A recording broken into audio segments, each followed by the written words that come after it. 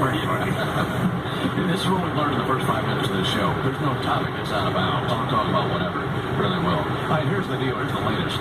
Braves are saying that they're going to try to start tonight's ball game at 8 o'clock Eastern, 7 o'clock Central. That's in 23 minutes. And we're sitting here under the skies right now, and Liver's pretty excited about that. It's a gray sky, but the rain has definitely lightened up. Early on, when we went on the air, which was right around 6:20 Eastern, it was pouring, and it poured for a while. Now, it's not rained in a while. Now, we know that the field drains extremely well, and you got Ed Mangan's crew, and they're the best in the business. So, 8 o'clock is when it's looking like we could see baseball. Once we find out a little bit more, we'll let you know. But that means baseball here in about 23 minutes on the Braves Radio Network. In the meantime, we'll get some of your phone calls, and we'll start it off with Zach. Zach, thank you for holding. How are you? I'm good. Thanks for taking my call. Sure, thank you. Listen, I want to talk about the trade deadline. Now, I assume maybe we could, I guess barring some worst-to-first type situation, we're probably going to start at some point thinking about unloading some of these players. And my question is, I assume that when we sign Colon, well, these guys will be good. They'll draw fans to the stadium. And then in July, we'll flip them for prospects. My question is, how much value, if anything, does Colon and Dickey really have at this point? Think we'll be able to recoup any value from these guys in July? Thank you for the phone call, Zach. I'd say no. I don't think you're getting any value in return from Bartolo because what team is going to give up? I mean, he'd be like a plan T at this point. Well, there's two parts of it. Two parts to this is what do you get back in terms of talent and what do you have to pay to send it away? Yeah. What you were really hoping for is they were good enough where somebody actually took the salary and you had more going into your kitty. Because at that point, let's just say it's split this season down the middle at $6 million. Well, let's say it's $6 million. Nobody's giving you something and even the entire $6 million to watch him become a 4 or a 5 with just fingers crossed that he's going to be better than he was here. You're in for that money. Even if you trade him, no team is going to say, well, what could we take off your hands? Right. No team is going to do that. I don't think he gets traded at all. I just imagine he finishes the season in the organization, and at the end of the year, he does not. The team doesn't pick up the team option. See, I don't think he's. You think he just gets cut altogether? I think you. Look, I don't want to do this to a guy who's actually had the career that Bartolo Colon has had, but I don't think you can hold out for much. I mean, I don't think you're getting much, but I think somebody's going to want him thinking they can fix him as a back end. Maybe he goes back to being a 6 or 7 inning guy again, and I actually get to save my horses up front for a team that's looking to contend. What about RA?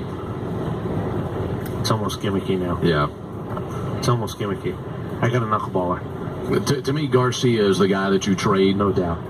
Outside of that, pitcher-wise, that is. When it comes to the trade deadline, there are 3 or 4 names that I'm watching. I think that Jim Johnson is one. I think that people will be calling about Matt Adams. I'm not sure if he gets dealt or not. And I also think that people will be asking about a few other players as well, Brandon Phillips. But Garcia is the one I think that goes off the shelf first. Yeah, well, and you're right. I do think the other guys have legitimate questions to be asked and answered as to what it is it's going to take to pry them away from the Braves. Let me just ask you guys one thing. We've been stockpiling pitches here, and everybody keep talking about the first, second, third best minor league system, and good, because there's been enough people who supposedly know what they're talking about to put you there. Do you think there's going to be a trade of an arm or two? Because here's what I would like to see. I would love to see a 26-year-old offensive piece that maybe is under contract for a couple of years that I could say, what do you want in my minor leagues? We keep talking about the guys up here. Maybe one of the ways to find it back, and I'm not telling you it's going to be Manny Machado who's going to be a free agent at the end of next year, but isn't there really a time to make a call to try to figure out how do I get the bat, whether it's the third base bat, unless you think Ruiz is your answer. Catcher bat, are you looking ahead to Markakis being gone after a year, or is he gone sooner than that? I'd love to find a controllable bat, and I'll give you some of my minor league pitching. Well, value in the minor leagues is not just guys. It doesn't mean guys that can come up to the minor league system and help you win here. Those are also pieces who can be traded off for what you also need. And with what you're saying, looking for the bat, if he fits the Braves' need, and I think the position is the most key element of that, I think, yeah, absolutely, you could use one of these guys for that. Because I don't think the guys that we're talking about, Brandon Phillips will bring you a little bit of something, but he's on a rental situation, right. So it's not like you're getting a ton. I think the only way you get something back that we as Braves fans go, to see that, I think it's got to be for the controllable bat. It's not going to be trading R.A. Dickey for some minor league prospect who's 19 years old. Not going to wow me. It'll just tell you that it didn't necessarily work the way that you hoping it worked. I don't think there's a major league bat coming back for any of the guys that you're going to trade, including Matt Adams. I think Matt Adams could get you a really nice minor league piece. Right. I'm not so sure he gets you a major league piece. Well, if I need a bat and I'm trading for Matt Adams, I'm not giving up another bat to get a bat. I'm giving up something else. I think the trade that you're talking about, which I expect to happen, but I don't expect it to happen at the deadline. That seems like an off-season deal that gets made. With what the Braves have right now, I think teams will be calling about some of these guys: Phillips, Adams, Johnson, Garcia. But I don't think you're getting, I agree with you, I don't think you're getting back that piece for those guys. To me, that seems like an off-season deal for, here's a couple of minor leaguers, bring me your 24-year-old bat who hits 300 with 25 bombs. Jason Mott, another guy in the bullpen. I'm sure a lot of teams are saying, whoa, this guy might be back. Crow. Yeah, Ian Crow. Hey, look, the teams around baseball are looking at that Braves pen.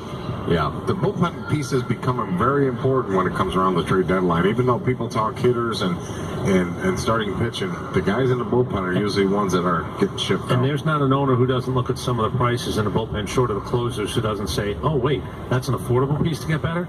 Yeah, those are usually very affordable pieces to go get better. And I don't think anybody in that bullpen's untouchable. I don't think there's one guy who'd say, I don't care if it's Vizcaíno, Ramirez, whomever. If someone's calling, I think they're going to lend an ear to that opinion and see if it fits for them or not. I think everybody in that bullpen could be someone who could potentially get moved if the price is right. Jack, you're up next on our Rain Delay Show. How are you? Thank you very much for taking my call. Yeah, I wanted to piggyback off an earlier conversation you had. I seem to remember baseball players peaking around age 27. I remember I heard that estimate, and it seemed to bear out looking at players' peak years.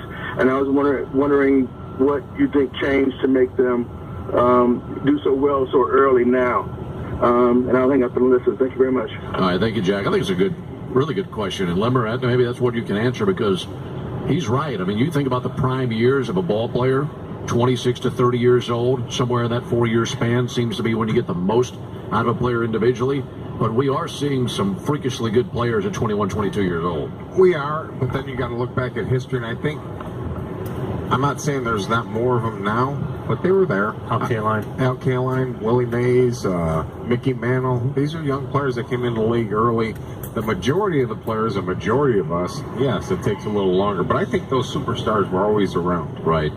There's just more coverage of these guys now, you could say. I mean, it doesn't matter where you live in the country. You can find what Aaron Judge is doing and watch him play ball. You can see what Mike Trout is doing and watching him play ball, and Bryce Harper, etc. Can I tell you something that was different, though? So pre-1965, teams with either money or cachet were able to go pick and choose a heck of a lot more than you are now with a draft. Right. So if I find a guy, Al Kaline, and I go, it's going to cost me money.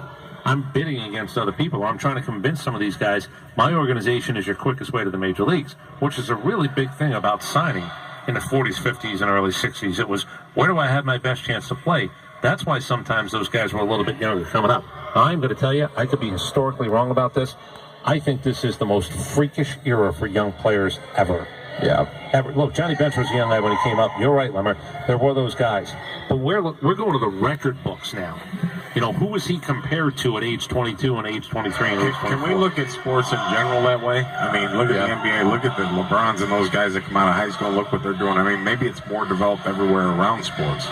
Well, I think the technology of sports as a whole has come a long way. I think these players who 4, 5, 6 years ago were 15, 16, 17-year-olds, I think they're privy to so much more in terms of development of their tools, their skills, and they can be around it a lot more than guys 30, 40, 50 years ago. Advantage for the other guys, the older guys. Now, again, travel was a little bit different. I get all that. A little bit tougher, more day games, especially in a lot of places, more day games, which can wear you out, whatever. At the end of the day, when I saw a pitcher 4 times in a game, I had a better chance to hit him. Yeah. I just had a better chance to hit him.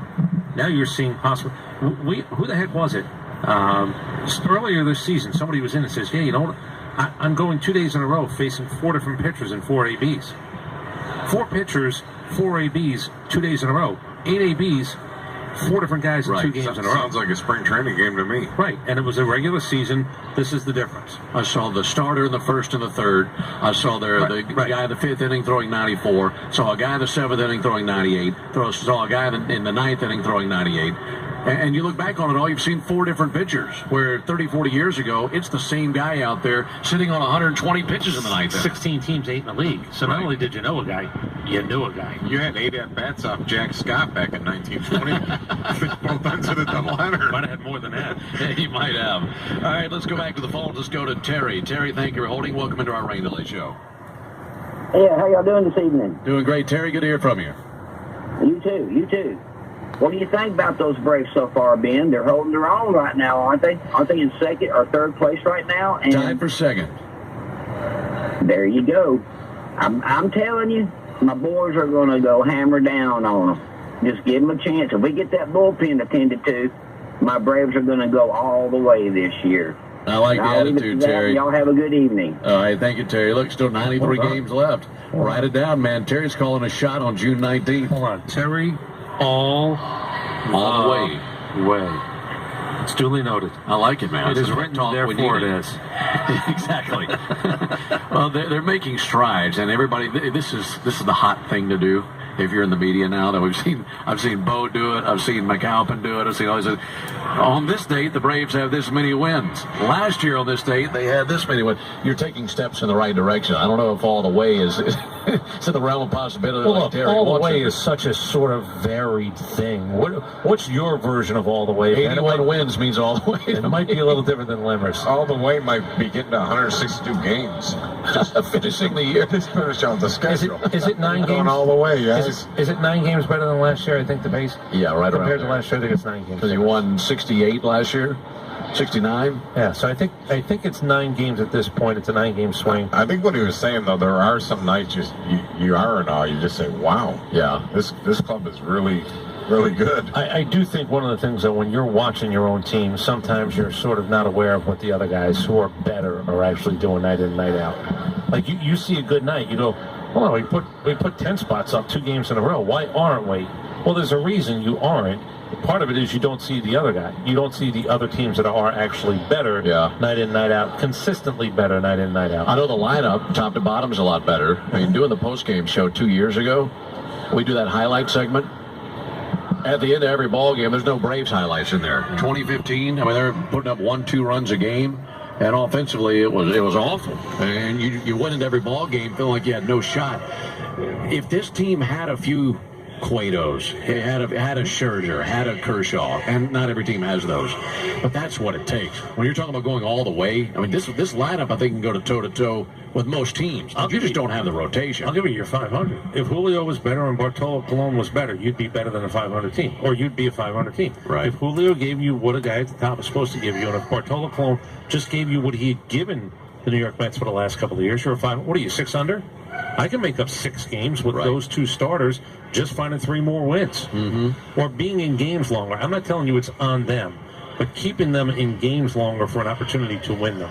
By the way, we have we understand that 8:15 Eastern is when the first pitch will be. That's been announced by the Braves.